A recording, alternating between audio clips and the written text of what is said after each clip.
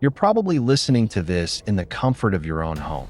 Maybe you're curled up in bed, the glow of your phone lighting up the darkness. Maybe you're sitting at your desk, headphones on, the world outside your window quiet and still. You feel safe, don't you? For walls, a locked door, the familiar hum of your own space. But if you think you're safe in your own home, think again. Because the truth is, the line between safety and terror is thinner than you realize. Sometimes it's just a pane of glass.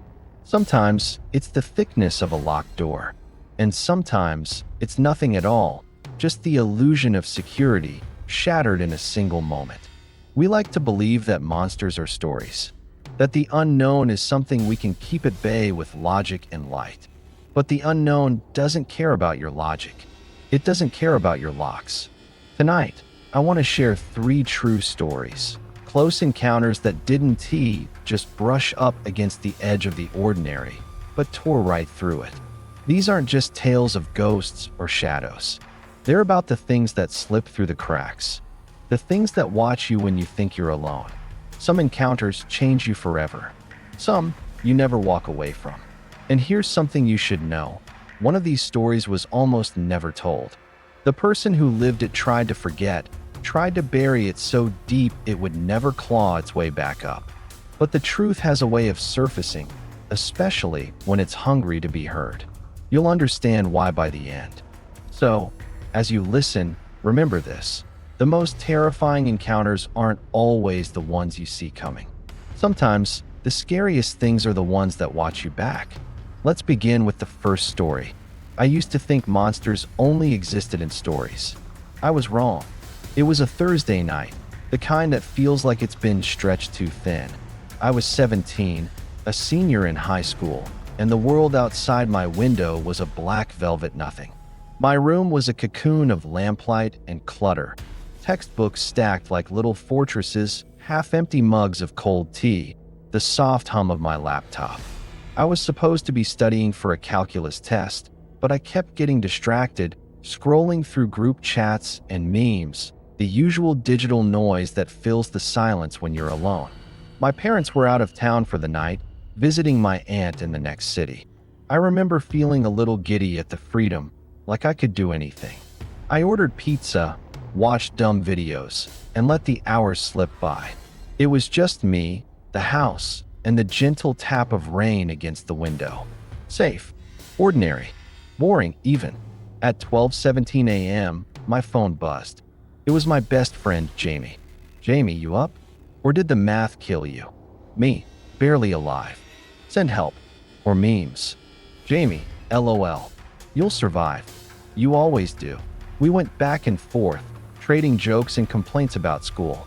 I remember laughing, feeling the kind of comfort that comes from knowing someone else is awake with you, even if they're miles away. I didn't notice the first time the motion sensor light in the backyard flicked on. I just assumed it was a raccoon or the wind. But then it happened again, and again. I glanced up from my phone, frowning. The light outside my window kept snapping on, then off, like someone was pacing back and forth just out of sight. I told myself it was nothing, but my heart started to thump a little harder. I typed to Jamie, me. Weird. The backyard light keeps going on. Probably a cat. Jamie. Or a serial killer. Duh. Me. LOL, shut up. I'll check. I got up, stretching, and padded over to the window. The rain had picked up, streaking the glass with silver. I peered out, squinting into the glare of the motion light. The yard was empty, just the old swing set, the overgrown grass, the fence sagging under the weight of years. I was about to turn away when I saw it. A shape, standing perfectly still at the edge of the light. At first, I thought it was a trick of the rain, a shadow cast by the neighbor's tree. But then it moved, just a little, enough to let me know it was real. It was tall, taller than any adult I knew, and thin, almost impossibly so. Its face was wrong. Not a face at all, really. Just a smooth, pale oval, like someone had stretched skin over a balloon. No eyes, no mouth, just blank. I froze. My breath caught in my throat. I wanted to scream, but the sound wouldn't come. The figure didn't move. It just stood there, head tilted slightly, as if it was listening for something. Or someone. My phone buzzed again, making me jump. Jamie, you alive? Or did the cat get you? I forced myself to look away from the window, hands shaking as I typed. Me, there's someone in the yard. I'm not kidding. Jamie, WTF, call the cops? Me, I don't know. It's just standing there. Jamie, get away from the window. Lock the doors. I backed away, heart hammering. I checked the locks. Front door, back door, even the garage. Everything was secure. I tried to convince myself it was a prank, maybe some neighbor's kid in a mask. But deep down, I knew it wasn't. I went back to my room, keeping the lights off. I peeked through the blinds. The figure was gone. I should have felt relief, but instead, dread pooled in my stomach. I texted Jamie again. Me, it's gone. I think. Jamie, dude, stay on the phone with me, just in case. I called Jamie, pressing the phone to my ear like it was a lifeline. We talked in whispers, both of us trying to laugh it off, but the fear was real. Every creak of the house made me flinch. I kept glancing at the window, half expecting to see that faceless head staring back at me. Minutes crawled by. The rain softened. The motion light stayed off. Eventually, Jamie convinced me to try and sleep. Just keep your phone close, she said. Text me if anything happens. Seriously, I lay in bed, covers pulled up to my chin, listening to the storm. I must have drifted off, because the next thing I remember is waking up to silence. The kind of silence that feels heavy, like the world is holding its breath. I checked my phone. 3:41 a.m. No new messages. I sat up, rubbing my eyes. That's when I noticed the window. The glass was fogged up, but there was something else, something smeared across the surface. I got up, heart pounding, and leaned in. There, traced in the condensation, were 5 long, thin streaks, like someone had dragged their fingers down the glass from the outside. The marks were too high for any animal, too deliberate. I stumbled back, nearly tripping over my desk chair. My mind raced. Had I locked the window? I checked. It was still latched, but the idea that something, or someone, had been close enough to touch the glass made my skin crawl. I snapped a photo and sent it to Jamie. Me, look. Jamie, dude, that's not funny. Me, I didn't do it. Jamie, call your parents. Or the cops. Seriously, I wanted to. I really did. But what would I say? Hi, there was a faceless thing in my yard, and now there are handprints on my window.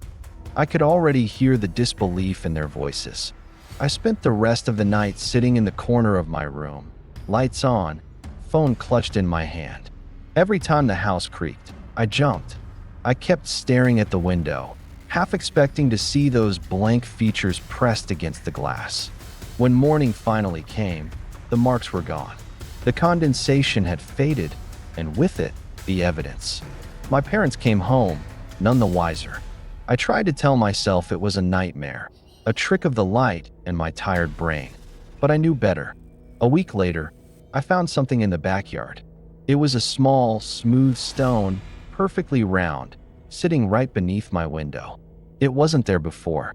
When I picked it up, my fingers tingled, like the stone was humming with some kind of energy. I threw it away, but sometimes, late at night, I swear I hear something tapping at the glass. Waiting. I never found out what it wanted, but I know it's still out there. I thought that was the end. But the next story proves some encounters are even closer than you think. Have you ever noticed how these stories echo each other? Like something is trying to send a message, but it only comes through in fragments, one encounter at a time. I've read hundreds of comments, emails, and late-night DMs from people who swear they've seen something just out of sight, felt a presence when they were alone, or heard a voice that shouldn't have been there. It's almost like there's a pattern hiding in the dark, waiting for someone to connect the dots. Maybe you felt it too. That cold prickle on the back of your neck when you're sure you're alone. The sense that you're being watched, even when every door is locked and every window is shut tight. It's easy to brush it off as imagination, or nerves, or just the house settling. But what if it's more than that? What if these stories aren't just isolated incidents, but pieces of something bigger, something that slips between the cracks of our everyday lives? I know it's tempting to think you're the only one, that what happened to you was a fluke, a bad dream, a story you can't quite explain. But you're not alone. If you've experienced something like this, let me know in the comments. Share your story. You might be surprised how many people have seen the same shadows, heard the same footsteps, felt the same dread. We're all searching for answers, piecing together the patterns in the dark.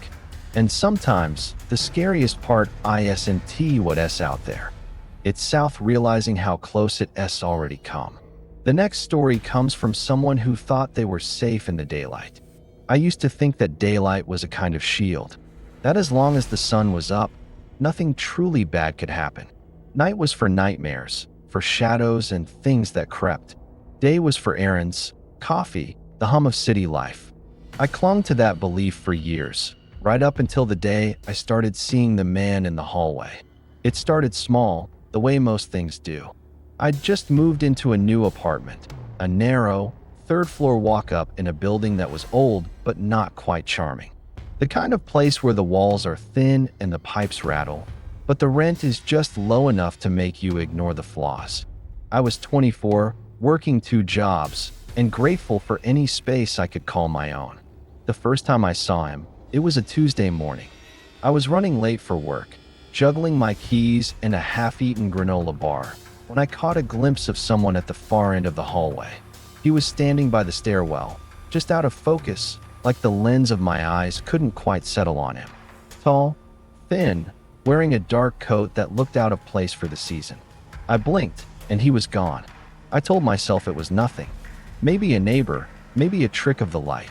But the image stuck with me all day, a figure just on the edge of vision, waiting. The next time was a week later. I was coming home late, the hallway washed in the sickly yellow of the overhead lights. As I turned the corner, I saw him again. Same spot, same posture. This time, I tried to get a better look, but as soon as I focused, he seemed to blur, like a smudge on a photograph. I blinked, and he was gone. I started to wonder if I was imagining things. Stress, maybe. Too much caffeine, not enough sleep. But then the dream started. I'd wake up in the middle of the night, heart pounding, convinced someone was standing just outside my bedroom door. I'd lie there, listening to the silence, too afraid to move. One morning, I ran into my neighbor, Mrs. Alvarez, as she was collecting her mail. She was in her 70s, sharp as a tack, and always ready with a story about the building. "Morning, dear," she said, peering at me over her glasses. "You look like you've seen a ghost." I laughed, but it came out thin. "Just tired, I guess. Have you ever noticed anyone strange in the hallway?" "Tall guy, dark coat." She frowned, thinking, "No one like that. But these old buildings, they have their quirks. Sometimes I hear footsteps at night, but when I look, there's no one there. Maybe it's just the pipes." I wanted to believe her. I really did. But the sightings kept happening. Always in the same spot, always just out of focus. Sometimes I'd catch a glimpse of his face, pale, with features that seemed to shift and slide, never settling into anything human. His eyes, if you could call them that, were just dark hollows. I started taking the stairs 2 at a time, rushing past the spot where he stood. I left the lights on in my apartment, even during the day. I told myself it was silly, that I was letting my imagination get the best of me. But the fear was real, gnawing at the edges of my sanity. One afternoon, I came home early from work. The sun was still high, pouring through the windows and painting the hallway in gold. I felt a little braver, a little more rational. I told myself, see, nothing to be afraid of. It's just a hallway. I was halfway to my door when I saw him. This time, he was closer, only a few feet away, standing in front of the apartment across from mine. I stopped, heart hammering. He didn't move, didn't even seem to breathe. I forced myself to speak. "Can I help you?" He tilted his head, as if considering the question. For a moment, I thought he might answer. Instead, he took a single step toward me. The air grew cold, and I felt a pressure in my chest, like I was being squeezed from the inside. I fumbled with my keys, hands shaking, and ducked into my apartment, slamming the door behind me. I pressed my back against the wood, listening. Nothing. No footsteps, no knock. Just silence. That night, I dreamed of the hallway. I was standing at my door, but when I turned around, every apartment was empty. The lights flickered, and the man was there, closer than ever. He reached out, and I woke up gasping, drenched in sweat. I started avoiding the hallway as much as possible. I'd wait until I heard other tenants coming or going, then slip out behind them. I even considered moving, but the thought of explaining why made me feel ridiculous. Sorry, I have to break my lease. There's a blurry man haunting my hallway. One evening, as I was unlocking my door, Mrs. Alvarez appeared beside me. You look pale, dear. Are you eating enough? I managed a weak smile. I'm fine. Just weird dreams. She nodded, her expression softening. This building has a way of getting under your skin. My husband used to say he saw things, too. Shadows, mostly. He said they got closer if you paid attention to them. I swallowed hard. Did he ever see a man in a dark coat? She hesitated, then shook her head. No, but he always said the hallway felt crowded, like someone was waiting. That night, I decided I couldn't take it anymore. I needed answers. I set up my phone to record the hallway from the crack under my door. I left it running all night, the screen glowing faintly in the darkness. In the morning, I watched the footage. For hours, nothing happened. Just the empty hallway, the flicker of the lights. But at 3:17 a.m., the screen shimmered. The man appeared, standing perfectly still. He turned, as if looking directly at my door. Then, slowly, he raised his hand and pressed it against the wood. The video glitched, the image warping, and then he was gone. I stared at the screen, heart pounding. I checked the door. There, at shoulder height, was a faint, greasy handprint. I scrubbed it off, but the feeling lingered. That day, I ran into Mrs. Alvarez again. I told her what I'd seen, showed her the video. She watched in silence, her face growing pale. You need to be careful, she whispered. Some things, once they notice you, they don't let go. I tried to laugh it off, but her words stuck with me. The next night, I woke to the sound of footsteps. Slow, deliberate, just outside my door. I lay there, paralyzed, as the footsteps stopped. Then, a whisper, so soft I almost missed it. Let me in. I squeezed my eyes shut, willing it to go away. The whisper came again, closer this time. Let me in. I don't know how long I lay there, frozen. Eventually, the footsteps faded. When I finally worked up the courage to check, the hallway was empty. But the air felt wrong, heavy with something I couldn't name. I started seeing him everywhere. In the reflection of the elevator doors, in the corner of my eye as I walked to the laundry room, even in the glass of my microwave. Always just out of focus, always waiting. I tried to ignore him, to pretend he wasn't there. But the more I tried, the closer he got. I stopped sleeping. I stopped eating. My friends noticed, but I couldn't explain. How do you tell someone you being haunted by something that only exists at the edge of your vision? One night, I snapped. I threw open my door and marched into the hallway, determined to confront him. The lights flickered, and there he was, standing at the far end, closer than ever. What do you want? I shouted, my voice echoing off the walls. He didn't move, didn't speak, just watched. I took a step forward. Leave me alone. He tilted his head, and for the first time, I saw his face clearly. It was empty, no eyes, no mouth, just a smooth expanse of skin. But somehow, I knew he was smiling. He whispered something I'll never forget. I still hear it at night, echoing in the silence. You let me in. The lights went out. When they came back on, he was gone. I moved out the next day. I never told anyone the full story. But sometimes, when I'm alone in a new hallway, I catch a glimpse of something at the edge of my vision. Waiting. If you think you can escape by ignoring it, think again. The final story is the one that haunts me the most. Some of you have asked if these stories are connected. Maybe you're onto something. I read every comment, every theory, every late-night message from people who can shake the feeling that there's a pattern hiding in plain sight. Some of you have noticed the details, the way the figures linger just out of focus, the way they seem to know things they shouldn't, the way they leave something behind. It's almost as if these encounters are pieces of a puzzle, scattered across different lives, waiting for someone to put them together. I've seen your theories, that these are echoes of the same entity, that there's a reason certain people are chosen, that the rules of our world aren't as solid as we think. Some of you have even gone back through old videos, looking for clues, connecting dots I didn't even realize were there. It's unsettling, isn't it? The idea that something could be watching, waiting, moving from story to story, always just out of reach. But here's the thing. There's always a detail that most people miss. A thread that runs through every encounter, tying them together in ways that don't make sense until it's too late.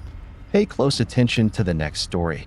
Listen for what doesn't belong, for what feels just a little too familiar. Sometimes, the answer is hiding in the silence, in the things we don't say out loud. We're all searching for answers, but sometimes the search is what draws them closer. This last encounter was almost never shared. Listen closely. I've always believed that home is supposed to be a sanctuary. For walls, a roof, the familiar scent of laundry and old books, the hum of the fridge at night. It's where you let your guard down, where you're supposed to be safe. For me, that sense of safety was always tied to my mother. Even as an adult, living in the same house I grew up in, her presence was a kind of shield. She was the one who made the world make sense. But the night I heard her voice behind my bedroom door, everything I believed about safety shattered. It was late October, the kind of night when the wind rattles the windows and the trees scrape their branches against the siding. My mother was out of town, visiting my aunt in Vermont. She'd left that morning, her suitcase rolling down the hallway, her voice echoing, "Don't forget to water the plants, and lock up before you go to bed."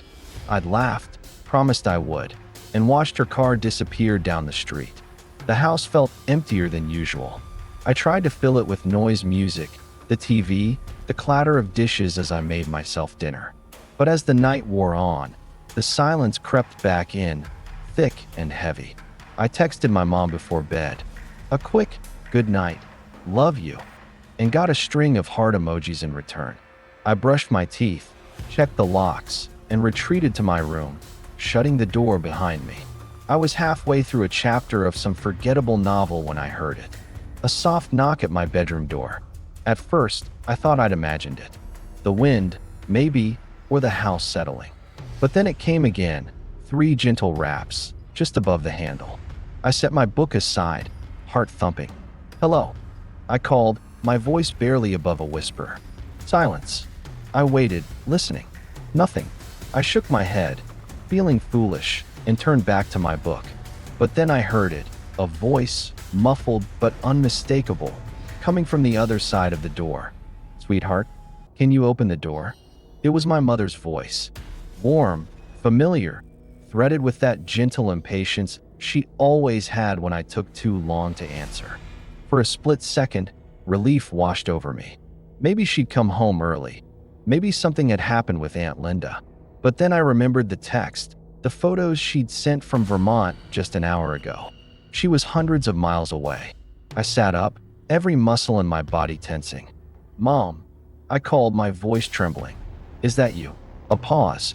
Then, softer, "It's me, honey. Please open the door." I stared at the door, my mind racing. I wanted to believe it was her, that somehow she'd come home without me hearing. But the voice was wrong. It was hers, but not. Like someone had learned the melody but missed the rhythm, the little quirks that made it real. I grabbed my phone, hands shaking, and dialed her number. It rang twice before she picked up. "Hey, kiddo," she said, her voice bright and clear. "Everything okay?" I glanced at the door. The voice on the other side was silent now.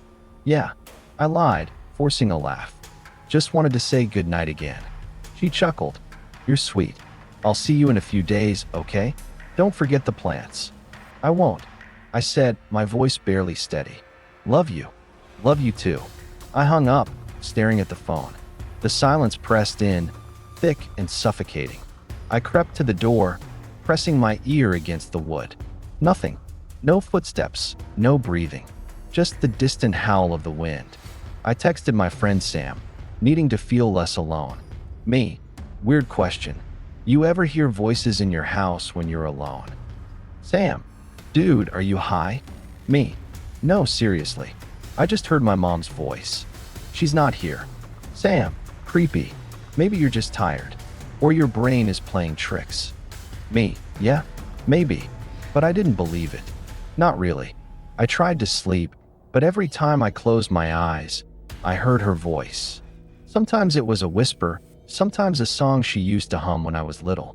I buried my head under the covers, willing it to stop.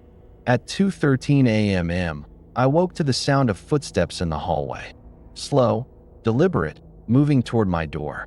I held my breath, listening as they stopped just outside. Sweetheart, the voice called again, softer this time. Please let me in. I need to see you. I squeezed my eyes shut, heart pounding so hard I thought it might burst. I wanted to scream, to run, but I couldn't move. The doorknob rattled, just a little. Not enough to open, but enough to let me know whatever was out there wanted in. I grabbed my phone, dialing Sam this time. It rang and rang, but he didn't pick up. I texted him instead. Me, it's back. The voice. It's at my door. No reply. I sat there, paralyzed, as the voice kept calling. Sometimes it was pleading, sometimes angry, sometimes so soft I could barely hear it. But always, it sounded like my mother. At some point, I must have drifted into a restless sleep. I woke to sunlight streaming through the window, the house silent once more. I checked the hallway empty. No sign that anyone had been there. I tried to convince myself it was a nightmare, a trick of the mind. But that night, it happened again. This time, the voice was different. It knew things. Little things only my mother and I shared. The nicknames she called me when I was sick. The stories she told me when I was afraid of the dark. It recited them, one by one, as if reading from a script. Remember the time you broke your arm on the playground? I held you all night, just like this. Let me in, sweetheart. I'll make it better. I pressed my hands over my ears, rocking back and forth, tears streaming down my face. I wanted it to stop. I wanted my mother. The next morning, I called her again, desperate for reassurance. Are you sure you're okay? She asked, concern in her voice. You sound off. I'm fine, I lied. Just not sleeping well. She promised to come home early, but I knew it wouldn't help. Whatever was happening, it wasn't about her. It was about me. That night, I decided to confront it. I sat on my bed, staring at the door, waiting. At exactly 2:13 a.m., the footsteps came. The voice followed. Sweetheart, please. I'm so cold out here. Let me in. I stood, heart racing, and walked to the door. I pressed my hand against the wood, feeling the chill seep through. What do you want? I whispered. The voice paused, as if surprised. Then, softly, I want to come home. I swallowed hard. You're not my mother. A low, guttural laugh. Aren't I? I know everything about you. I know what you're afraid of. I know what you dream about. I know what you did last summer, when you thought no one was watching. My blood ran cold. There was something in the way it said those words, something that made me feel exposed, vulnerable. I backed away, shaking. Go away. The voice grew louder, angrier. Let me in. Let me in. Let me in. The doorknob rattled violently. I pressed my back against the far wall, clutching my phone, ready to call for help. But who would believe me? Suddenly, the voice stopped. Silence fell, heavy and absolute. I waited, barely breathing. Minutes passed. Then, softly, almost lovingly, the voice spoke one last time. Remember the song I used to sing to you? Hush now, don't you cry. It sang the lullaby my mother made up when I was 5. The one she never sang for anyone else. The one I'd never told anyone about. That's when I realized it was never her. I stayed awake until dawn, every light in the house blazing. When my mother finally came home, I broke down, telling her everything. She held me, rocking me like she did when I was little, whispering that it was over, that I was safe. But I know better. Some doors should never be opened, but some things find a way in, no matter what. If you've made it this far, you're probably wondering what ties these stories together. Maybe you've noticed the patterns, the way the unknown slips into the cracks of our lives, the way it wears familiar faces, stands just out of sight, or leaves behind something that lingers long after the encounter is over. Maybe you're starting to realize that these aren't just isolated incidents, but echoes of something larger, something that moves from person to person, place to place, always searching for a way in. Some people say these stories are just coincidences, tricks of the mind, the result of too many sleepless nights and too much imagination. But if you've ever felt that prickle on the back of your neck, if you've ever heard your name whispered in an empty room, if you've ever seen a shadow move where there shouldn't be one, you know better. You know that safety is an illusion, a thin veil that can be torn away in an instant. I've read your comments, your emails, your confessions sent in the dead of night. I know how many of you have your own stories, encounters you can't explain, moments that haunt you, questions that keep you awake long after the lights go out. Maybe you've never told anyone. Maybe you're afraid no one will believe you. But you're not alone. There are more stories out there, maybe yours is one of them. So tell me, have you ever had a close encounter? Have you ever felt something watching you, waiting for you to notice? Share your story in the comments or send it to me directly. Maybe together, we can start to piece together the truth. Or maybe, just maybe, we'll realize that the truth is something we're better off not knowing. Because if these stories have taught me anything, it's that the unknown is always closer than we think. If you've had a close encounter, you're not alone. But you might be next. Until next time, keep your doors locked and your eyes open. If you made it this far, you're braver than most. Thanks for spending your night with me and with the things that wait in the dark. If any of these stories reminded you of something you've experienced, or if you've got your own close encounter to share, drop it in the comments below. Don't forget to let me know which detail creeped you out the most, or if you caught the hidden clue I mentioned earlier. I love reading your theories, and sometimes your stories are even scarier than the ones I tell. If you're new here, welcome to the community. Around here, we don't just listen, we watch, we wonder, and we warn each other. For the regulars, you know the drill. Check your windows, double lock your doors, and maybe don't listen to this one right before bed. Shout out to everyone who spotted the stone in the yard. Last time looks like you repaying attention. Next week, I'll be sharing a story that's been sitting in my inbox for months, waiting for the right moment. Trust me, you won't want to miss it. I'll be watching the comments, and maybe, so will they.